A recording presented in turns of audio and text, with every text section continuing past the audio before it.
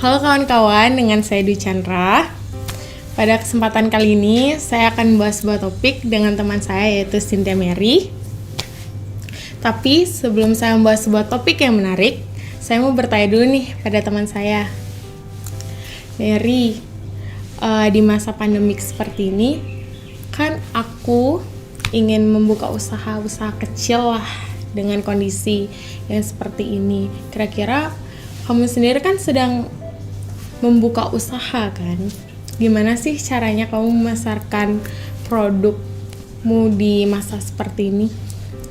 Nah, kalau aku pribadi di masa pandemi ini, kita kan lagi mengalami suatu kondisi ekonomi yang begitu kurang sekali karena banyak, apalagi di Bali khususnya, pariwisata kita tuh mati banget.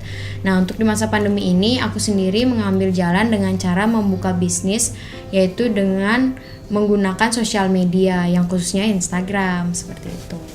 Oh, dengan Instagram. Aku juga punya Instagram lah. Ya udah, kalau gitu kalian bisa follow Instagram kita, ada di kolom description. Dia ada di description box ya. Nah, Oh ya, sebelum itu aku mau nanya dulu nih. Kira-kira kamu buka usaha apa ya lewat Instagram? Nah, Biar kalau teman-teman juga tahu. aku pribadi ngejalanin buka usaha online shop itu aku buat lewat Instagram, dan aku pasarinya juga hanya lewat Instagram. Sebenarnya kan media sosial tuh banyak banget. Ada Facebook, ada WhatsApp, dan ada Instagram, ada media sosial lainnya. Tapi aku lebih memilih Instagram ini untuk memasarkan produk aku seperti itu. Di dalam Instagram ini juga ada nggak sih sebuah sistem yang kamu lakuin buat masarin? Kan ada story, ada lewat influencer, ada berbagai hal kan di sana. Karena Instagram juga udah salah satu dunia lah buat kita. Di sana ada berita, aktivitas kita sehari-hari kan. Di sana juga banyak orang yang akan berjualan. Contohnya kayak kamu memasarkan produkmu. Kira-kira ada nggak sih syarat atau ketentuan kamu memasarkan produkmu lewat Instagram? Nah, kalau aku pribadi untuk memasarkan produk itu sendiri itu lewat Instagram melalui promosi-promosi lewat story, memposting produk di Instagram pribadi. Dan di samping itu juga aku mencari beberapa influencer untuk membantu mempromosikan produk-produk yang aku jual seperti itu. Produk-produk kamu jual. Gimana sih caranya kita untuk memilih influencer yang benar? Maksudnya kan kadang ada yang influencer yang followersnya ya maaf lumayan banyak misalkan gitu. Apakah feedbacknya sudah otomatis akan sebanyak itu juga sehingga tidak akan ada yang namanya ya rugi seperti itu? Nah, sebenarnya dalam pemilihan influencer sendiri, kalau aku pribadi mungkin karena saran-saran dari beberapa teman, jadi aku tanya dulu ke teman-teman aku yang mungkin sudah jauh lebih sukses dari aku tanya influencer mana sih yang bagus untuk bisa membantu mempromosikan produk aku lewat Instagram khususnya. Nah, dalam pemilihan influencer ini sendiri juga kita kan ngelihat dari viewersnya dia, viewers dari influencer tersebut berapa, dan followersnya juga berapa seperti itu, dan beberapa pengalaman dari beberapa teman-teman yang punya online shop yang ikut mempromosikan produknya melalui influencer tersebut seperti itu. Seperti itu. Kira-kira ada nggak sih syarat-syarat atau ketentuan pada influencer, misalnya kayak kamu bikin perjanjian buat masarin produkmu, kayak gitu ada nggak sih? Kalau itu ada, pastinya ada banget, karena kan dalam kita mempromosikan sebuah produk, apalagi influencer dengan kita sebagai pemilik dari online shop tersebut, itu kan pasti ada sebuah kesepakatan dulu sebelum mempromosikan produknya. Nah, sebelum itu pastinya akan diberikan syarat dan ketentuan dalam mempromosikan produk di influencer yang kita minatin seperti itu. Kira-kira apa aja nih syaratnya? Dan kira-kira kamu ada feedbacknya berupa barang atau uang atau apa nih buat ngebayar dia masarin barang-barang dan produk kita?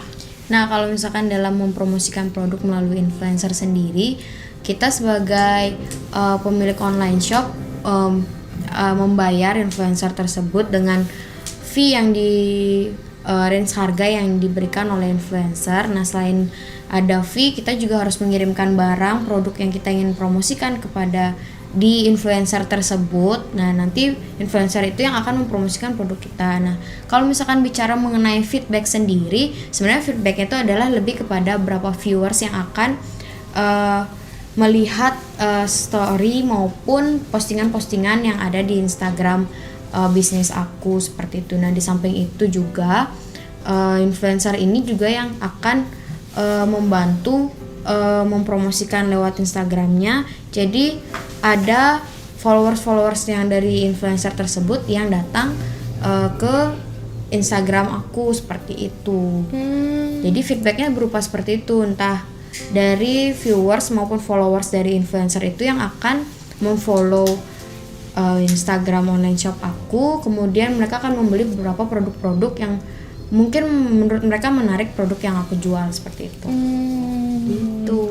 Berarti kalau bisa dipikir lumayan menguntungkan ya. Tapi kira-kira ada nggak sih kendala-kendala dalam menggunakan influencer sebagai pemasaran sekarang ini?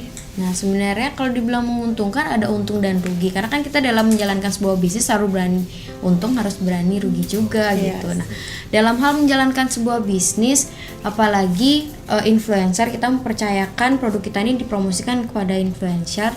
Influencer ini yang sebenarnya tergantung dari influencernya juga. Karena apa? Kita harus juga melihat berapa followersnya seperti itu, karena followers ini sebenarnya mempengaruhi banget gitu. Karena terkadang ada beberapa influencer yang mereka memberikan range harga tinggi memang karena followersnya tinggi juga, tetapi terkadang ada feedbacknya yang tidak kita dapatkan seperti itu, tidak sesuai dengan range harga, tidak sesuai dengan followersnya seperti itu. Kira-kira kisaran berapa sih kalau aku boleh tahu harga-harga dari influencer? Ada nggak sih ketentuan kayak misalnya followers gini aku harus masang harga segini sih, segini nih misalnya kayak gitu? Kamu influencer nggak? Kalau misalkan masalah seperti itu sebenarnya itu rahasia. Masing-masing influencer dalam menentukan harga, nggak bisa kita bilang misalkan segini loh harganya, nggak seperti itu. Jadi kan setiap influencer tuh kan ada range harganya dia masing-masing. Karena kan ya kita percayakan lah influencer itu bisa tahu seberapa sih mereka memberikan feedback kepada online shop seperti itu.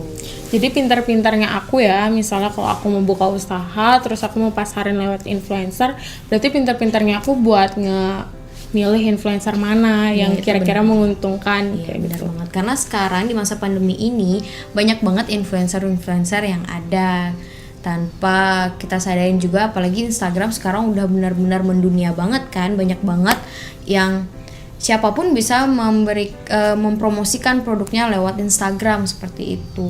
Apalagi di pandemik sekarang ini kan, bahkan di Bali sendiri kan sekarang udah jadi urutan nomor 1 loh di Indonesia, bahkan di atas 100% lagi kan penduduknya udah notabene hampir terkena COVID kayak gitu. Kalian jangan lupa jaga kesehatan. Stay safe ya, harus tetap jaga dengan protokol yang benar. Iya, benar banget. Jadi kalau misalnya dengan kendala-kendala kayak gitu, berarti apakah ada perjanjian-perjanjian yang kamu lakukan dia tidak memenuhi dengan yang seharusnya?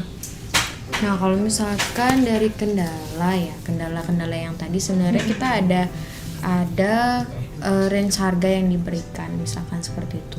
Nah, setelah range harga diberikan kan kita bisa milih entah itu jadi atau tidak, ada kesepakatan atau tidak, atau memang ada diskon-diskon tertentu misalkan setiap bulannya tergantung influencer. Kalau temen ya diskon gitu, salah. Itu kebanyakan sih seperti itu. Tapi kan menguntungkan juga kita sebagai teman membantu mempromosikan produk seperti itu. Tapi kalau misalkan dari kendala sebenarnya banyak banget. Karena dalam kita mempromosikan produk melalui influencer ini kan tergantung moodnya juga. Kadang influencer tuh banyak banget yang menggunakan moodnya seperti itu. Dan terkadang juga ada beberapa influencer yang mungkin memang sibuk, emang ada kesibukan. Dan kita pun sebagai manusia juga nggak bisa maksain gitu. Karena kan setiap orang punya kesibukannya masing-masing. Tapi tergantung juga karena dia kan juga mempromosikan produk kita punya kesepakatan bahwa dia ini akan mempromosikan produk kita dengan kita juga udah membayar influencer tersebut, kita udah mengirimkan barang, paling tidak si influencer ini kan harus menepati janjinya untuk mempromosikan produk kita, memposting produk yang kita jual seperti itu.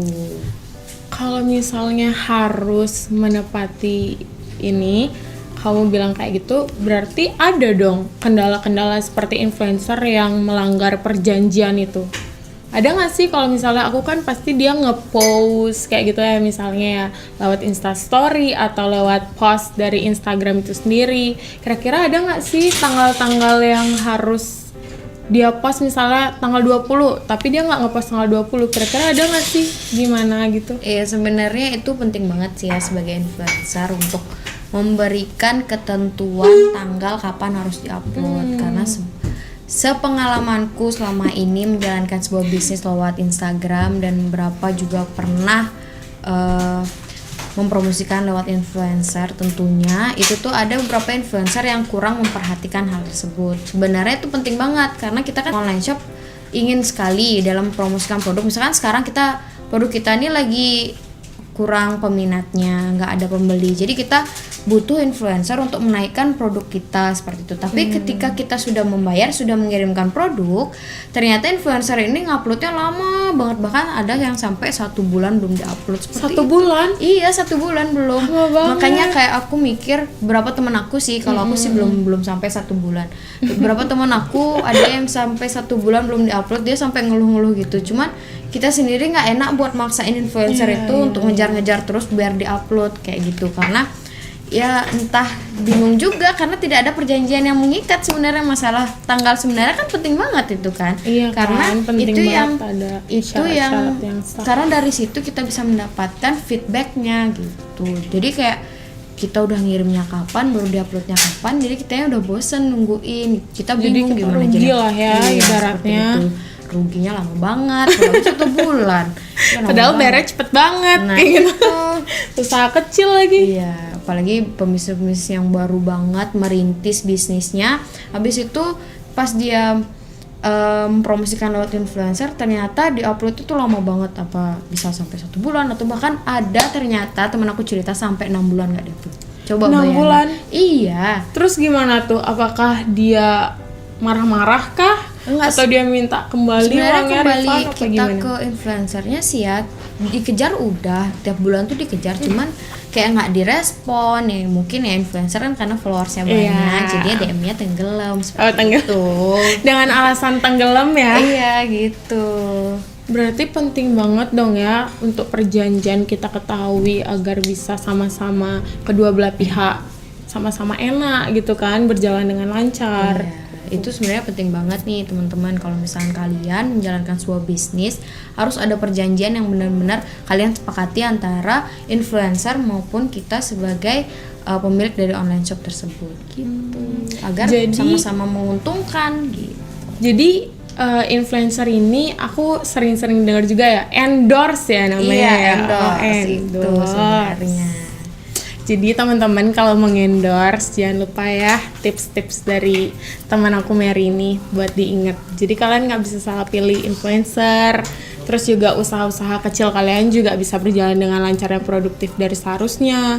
Apalagi di masa pandemik ini, masyarakat kan terbatas ya. Ibaratnya toko juga, yang punya toko lah misalnya juga nggak bisa open dengan yang seharusnya seperti dulu kan, kayak gitu kan. Masyarakat juga harus stay safe, jaga jarak, kayak gitu.